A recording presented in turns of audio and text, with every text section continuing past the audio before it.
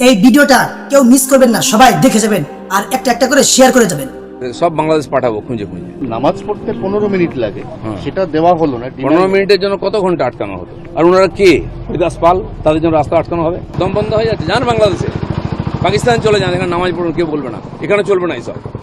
সংখ্যালঘু নেতৃত্বের একটা বড় অংশ অভিযোগ করছে যে রাস্তা আটকানো হবে এই দোহাই দিয়ে রেড রোডে এবার ঈদের নামাজ পড়তে দেওয়া হলো না, অথচ মাননীয় প্রধানমন্ত্রী নরেন্দ্র মোদী 45 মিনিট আগামী রবিবার রেড রোডেই যোগা করবেন, তার জন্য 8টা রাস্তা বন্ধ। ওরা বলছে এটা দ্বিচারিতার রাজনীতি চলছে। প্রাইম মিনিস্টার এলে তো সব রাস্তাই বন্ধ হয়, খালি রেড রোড কেন? উনি যেখানে যাবেন সেখানে বন্ধ হবে। তো যেখানে যান চলাচল কম ওখানেই করেছে, ছুটির দিন ওখানে কম লোক যাবে, সেজন্য ওখানেই করেছে, না হলে তো আরো বেশি সমস্যা হতো লোকের। না, প্রশ্নটা ছিল যে নামাজ পড়তে 15 মিনিট লাগে, সেটা দেওয়া হলো না। 15 মিনিটের জন্য কত ঘন্টা আটকানো হতো? আর ওনারা কে? হরিদাস পাল, তাদের জন্য রাস্তা আটকানো হবে?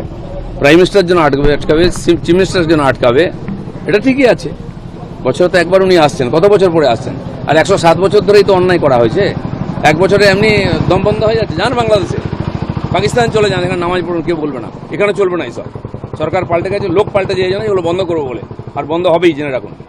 দাদা, জাহাঙ্গীর খানের মতো লোকের জন্য সংখ্যালঘু মহিলারা রাস্তায় নেমেছে তাকে নিঃশর্ত মুক্তির দাবিতে। যে রাস্তায় নামবে, আন্দোলন করবে, সেও তার সঙ্গে ভেতরে যাবে, এটা যেন মনে রাখেন। যে চোরেদের সঙ্গে থাকবে, ডাকাতদের সঙ্গে হবে, তাদেরকে চোর ডাকাত হিসাবে ট্রিটমেন্ট করা হবে।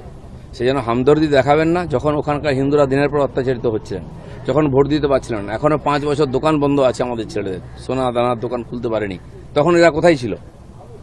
এদেরকে এখানে থাকার অধিকার নেই, এদের সব বাংলাদেশ পাঠাবো খুঁজে খুঁজে।